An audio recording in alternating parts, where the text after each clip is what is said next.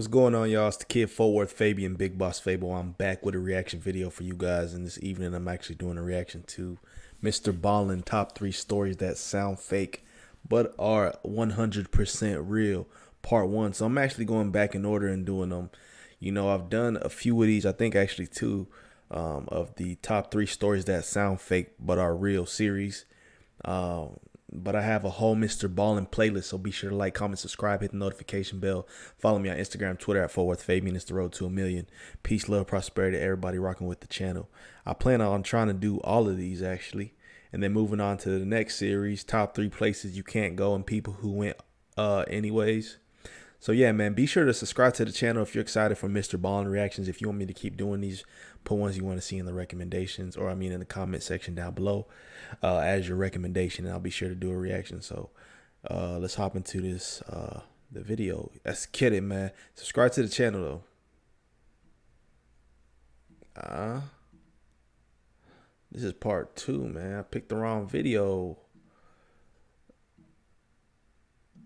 We're going to look at 3 stories that demonstrate that. But before we get into those stories, sometimes the truth is stranger than fiction. And today we're going to look at 3 stories that demonstrate that. But before we get into those stories, if you're a fan of the strange, dark, and mysterious delivered in story format, then you've come to the right channel, because that's all we do, and we upload 3, 4, even 5 times every week. So if that's of interest to you, please offer to take the like button out on your boat for a scuba diving trip, and once they get off the boat and they go underwater, just turn your boat around and head back to shore. Also, please subscribe to our channel and turn on all notifications so you don't miss any of our weekly uploads. All right, let's get into today's stories.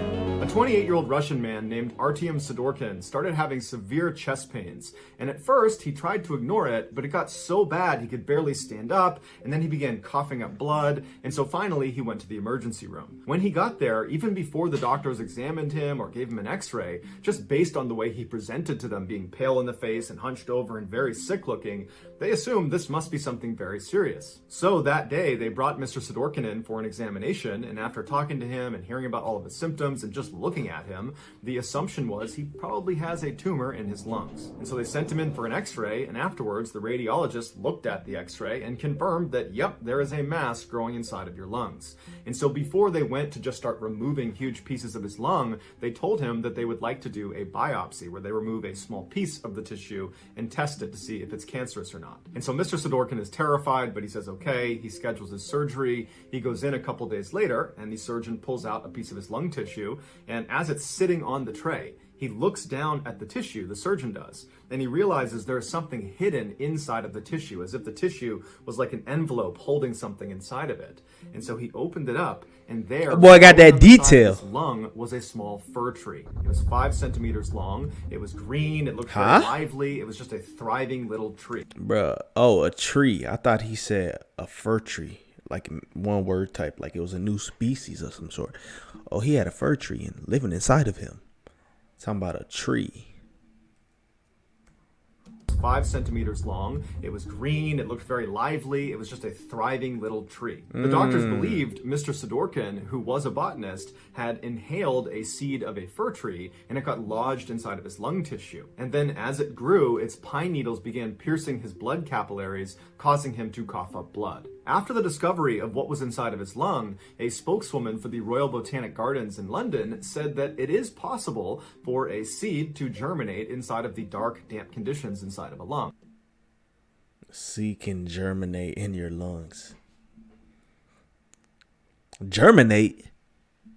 But it is unbelievably bizarre. When doctors informed Mr. Sidorkin that he did not have cancer, he had a tree, Mr. Sidorkin was shocked, and he said, I never got the sense that there was a tree growing inside of me. But more than shocked, he was just relieved that he was cancer-free. There is a picture of this tree inside of his lung tissue, but it's a bit graphic, so if you want to see it, go ahead and Google tree and lung, and I'm sure you'll find it.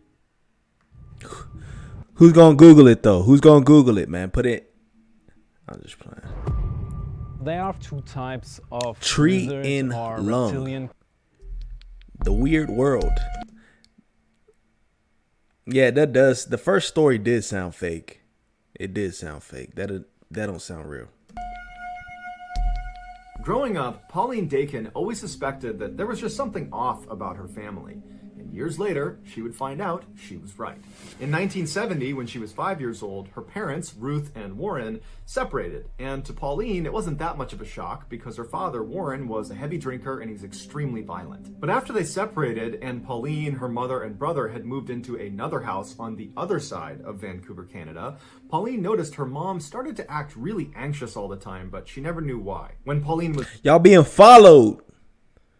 Aha, I got it. 9, her mother told her and her brother that they were going to go on a vacation to Winnipeg, which is 1,000 miles away from Vancouver. And so they loaded up the van, they hopped in, and they drove all the way to Winnipeg. And when they got out, they went inside their new vacation home, and Ruth informed her children that they were actually never going back to Vancouver. And when Pauline and her brother said, "Why? Dad's still back in Vancouver. I want to see Dad." But Pauline said, "Sorry, kids, this is the way it has to be, and when you're old enough, I'll explain everything." Confused and sad, Pauline and her brother began starting a new life in Winnipeg. Over the next 4 years, Pauline never saw her father, and so she lost touch with him. But she started making a couple close friends in Winnipeg, and she was starting to feel like this was home. But right as she was starting to feel normal, her mother told her and her brother that they needed to move right now all over again. This time, they were going to go all the way to New Brunswick, the far I feel like I heard this story.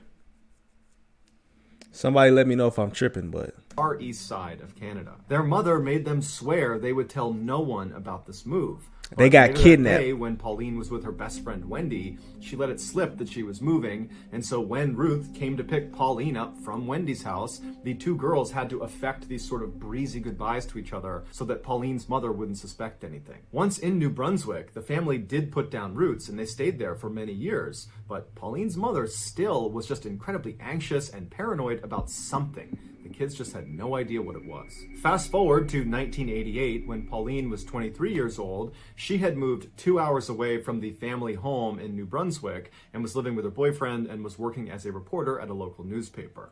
And during that time, her mother called her and said, "Hey, I'd like to meet you at a motel. I'm finally ready to tell you everything about your childhood." A Pauline was motel. really intrigued and excited. This was a conversation that was literally decades in the making. And so Pauline eagerly went to the motel. She saw her mother waiting outside, kind of pacing around, looking very anxious. And so she walks up to her mom and she waves and she's about to speak when her mother just looks up at her and puts her finger over her lips, telling her to be quiet. And then she jams an envelope into Pauline's hands. And on the envelope, it just says, "Don't say anything. Put your jewelry inside of this envelope. It's probably bugged. I will explain everything inside."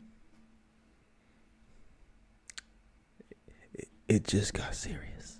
Just please don't speak. And so now Pauline's really confused, but she did as she was told. She took her jewelry off, put it in the envelope, and gave it back to her mother. And then the two of them silently walked into the motel, into the room where Pauline's mother was staying. When they went inside, there was a man sitting in the middle of the room that Pauline immediately recognized. It was the reverend of their church when they used to live in Vancouver. His name was Stan Sears, and Pauline's mother had been his secretary the whole time they'd gone to that church. Pauline always knew her mother and Stan were close friends, and in fact had kept in touch after they left Vancouver and were in Winnipeg and then New Brunswick. In fact, Pauline remembers periodically seeing Stan show up in Winnipeg and New Brunswick to visit with Pauline's mother. So it was a surprise, but not a total shock, when Pauline's mother confessed to her that in fact she and Stan had fallen in love. And in fact, they had had a secret relationship from the time they lived in Vancouver. But this revelation was nothing compared to what Pauline heard next. Her mother explained that the reason they had had to move so many times during her childhood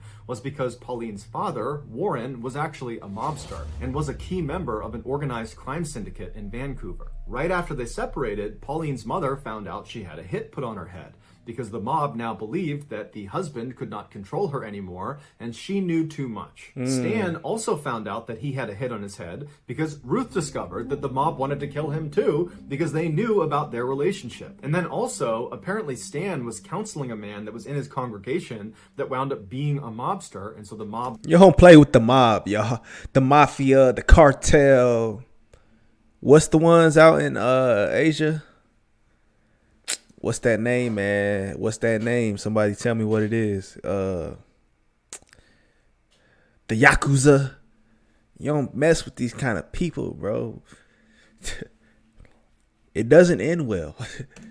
believed this man had given up critical information to Stan, making him even more of a liability. At first, Stan said he didn't believe any of this, but when he found out the man he had been counseling had been assassinated, he knew it was true. They decided not to tell the police and instead go into hiding together because Pauline's mother knew what happened to families that snitched on the mob. He snitched! And so when Pauline and her family moved to Winnipeg and then to New Brunswick, Stan actually moved there as well in tandem, which is why Pauline had seen him periodically showing up at their house to visit with Pauline's mother. Pauline was understandably completely shocked, but at the same time, she was kind of happy to have some sort of explanation for all the strange things that had happened in her childhood. And so over the course of the next several hours, Pauline sat in this motel room with her mother and Stan and asked them every question she could think of. And she discovered that whenever she came home from school and she found her mother furiously pulling all the food out of the fridge and the pantry, throwing it all away with no explanation, that was actually because they found out the mob had tried to poison them. Or these 6 different times Pauline was unenrolled from the school she was at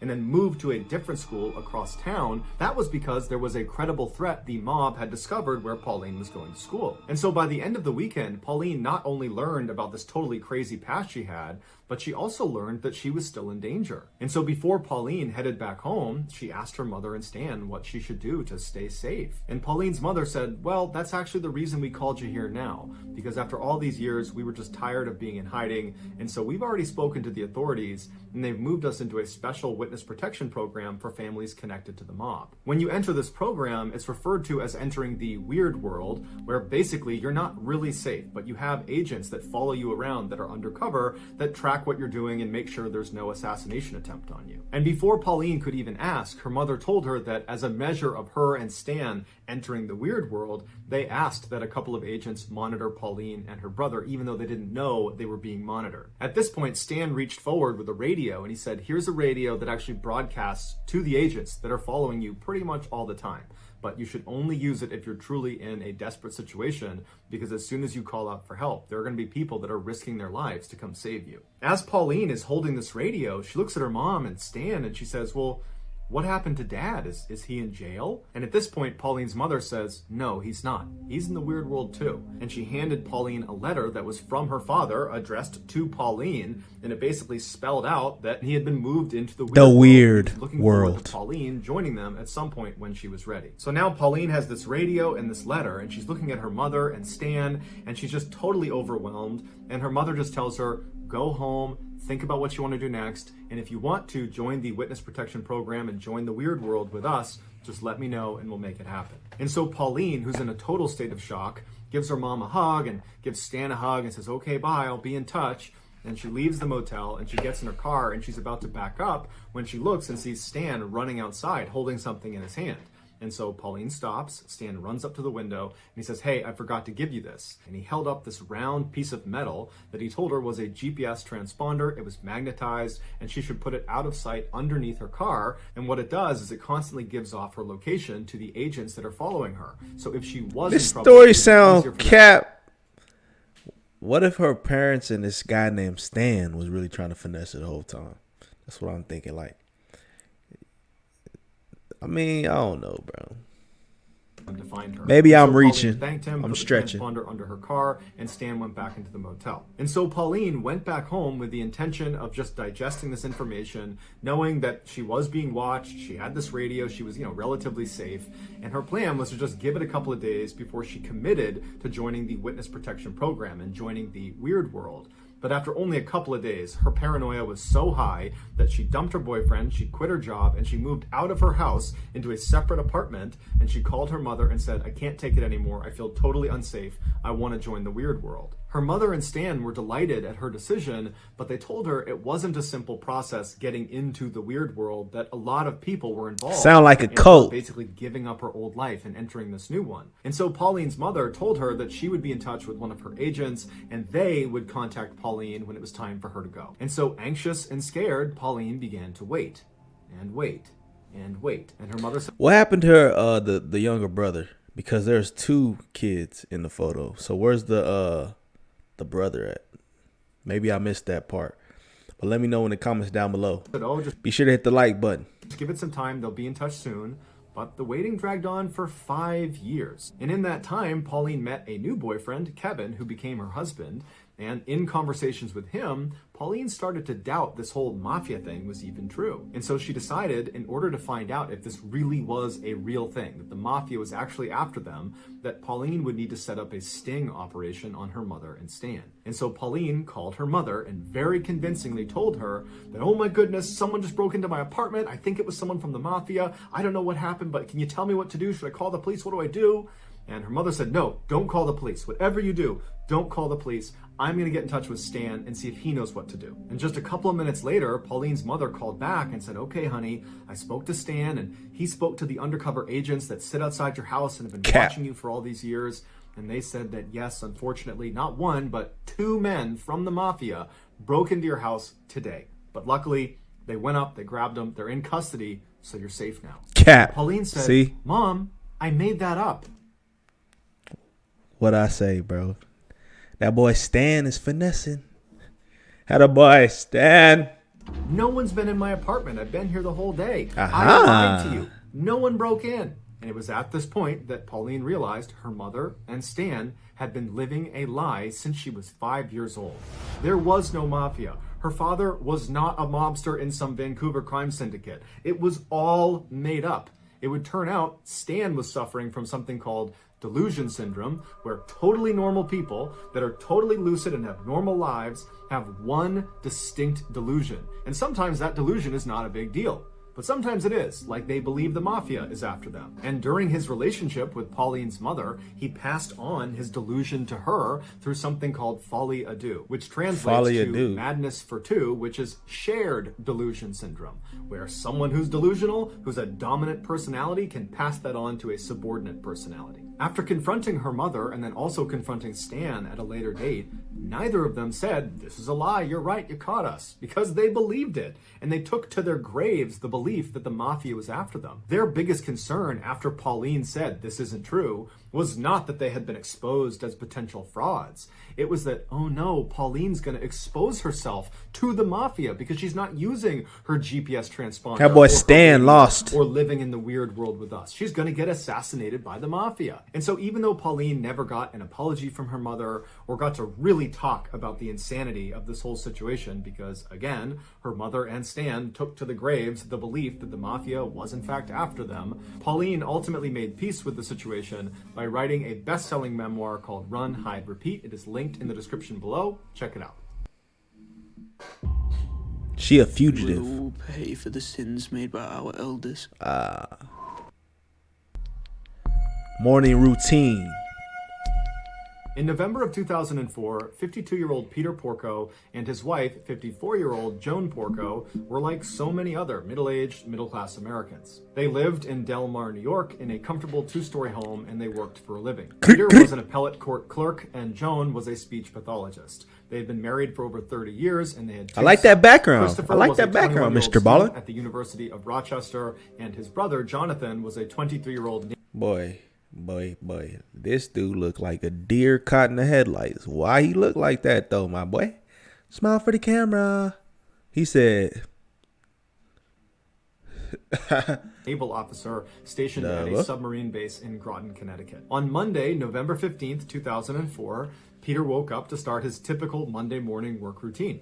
He got up, he got out of bed, he went into the bathroom, he relieved himself, he looked in the mirror. He relieved himself. He got dressed in his work clothes, he went downstairs, he put on a pot of coffee. While the coffee was brewing, he unloaded the dishwasher and then put the dirty dishes into the dishwasher and started it. He wanted to get his newspaper, so he went outside, he got his newspaper, but he realized he locked himself out of the front door. So he got the spare key out from underneath the mat, opened the front door, went inside, he sat down, had some coffee, read the newspaper. After a few minutes, he put his coffee cup in the sink, he packed himself a lunch in his lunchbox, and then he headed for the door to head for work. Peter was known as a very reliable employee who was also very punctual and rarely missed work. So when he didn't get to work that Monday morning, the court was a little bit confused. They called him to see if he was okay. He didn't pick up. So they dispatched a court officer to go make sure he was okay. And so the officer arrives at his house. He sees cars in the driveway. The front door's shut. He goes up. He knocks on the door. Nobody answers. He tries the handle of the front door. He realizes it's open. So he opens the door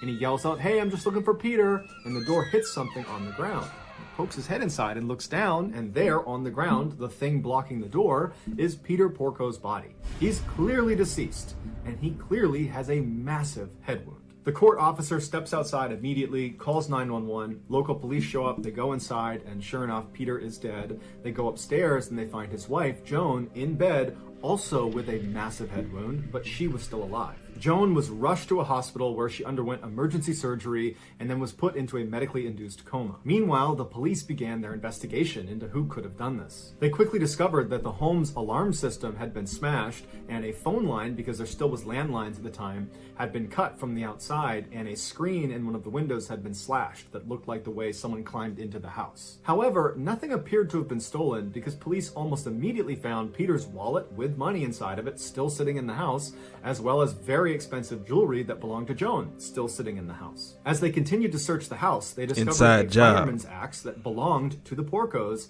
hidden inside of one of the bedroom closets, and it was very clear this was the murder weapon. The Porco sons had been away during this attack. John was on his submarine in Connecticut, and Chris was at the University of Rochester. And in fact, Chris found out about the attack on his parents when he saw a news report. Because this story of this innocent, typical-seeming American couple in a quiet suburb getting struck down by some axe-wielding maniac had gone totally viral, and it was all over the news. And so Chris called the police to get more information about his parents' death. Here's the recording. Hi, my name is Chris Porco. I was just called by the Times-Union. Whoa. So his mom ended up dying? Or I thought she was in a coma. Saying that my parents were found dead this afternoon. I was wondering if you had any information for me. Hey, Chris, whereabouts are you? I'm at school in Rochester, New York. Okay, you're in Rochester? Yes. Okay, and you're hearing from the Times-Union? Yeah, they said my parents were found, I guess, I don't know, they didn't say how or anything. So you will be here probably, you're going to go right to Albany Med? I don't know, I don't even know where my mom is, but... Yeah, she is at Albany Med. Okay, do you know her condition? No, because I haven't talked to her. Let me give you my pager number. As you can tell, Chris is extremely emotional. He's beside himself. He can barely speak. He's so upset about what's happened to his parents. No, actually, he sounds as calm as if he's ordering a pizza, because Chris Porco was actually a psychopath, and he was the one who attacked his parents with the axe. As it turns out, Chris was failing at school and taking out huge loans in his father's name by forging his signature, and his father found out about it. So Mr. and Mrs. Porco write their son a strongly worded email where they tell him this behavior has to stop, and they're very disappointed in him, but they love him and they will help him get back on his... This guy killed his parents. I'm over in silence, bro.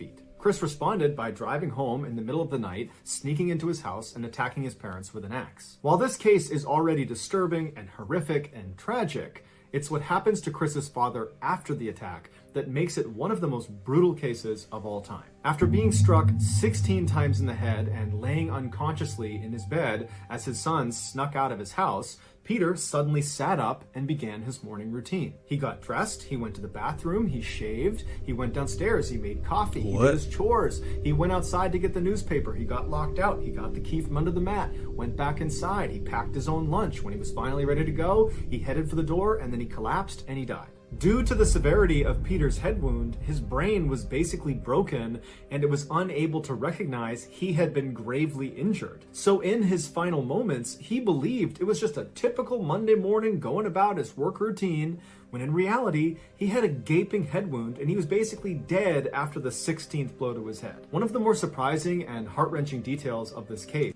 What? So the human body is capable of just like functioning on that level? Because, you know, like essentially when you're dead, you still have brain activity. So they say parts of your body may move or twitch. But this dude, they say he was dead, but he still was like he was able to go through a whole morning routine. That's crazy. Now that is something out of a movie. Is that Joan Porco, she did survive the attack. And after she came out of that medically induced coma, she said she forgot all the details of the attack, even though when she was discovered in her bed, she did indicate that Chris, her son, was the attacker. Nonetheless, she got together $250,000 to post Chris's bail, and she allowed him to come stay with her during his trial. And the two attended the trial together, walking into the courthouse hand in hand. Chris was very quickly found guilty of killing his father. He look attempting to ashamed. kill his mother, and he was sent. Look, he looking away. You tried to kill your mom, bro. You killed your dad.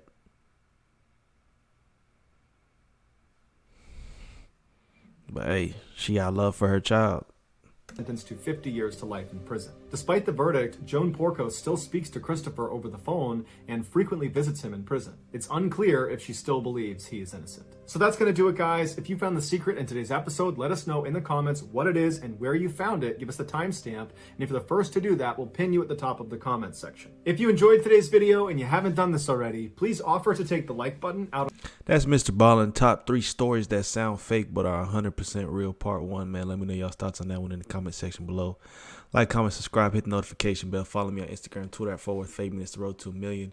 Peace, love, prosperity. Everybody rocking with the channel, man. At this point in time, I'm going to keep dropping these MrBallen reactions. So put your recommendations down in the comment section below. Check out my MrBallen playlist as well. Peace, love. Till next time. We're out.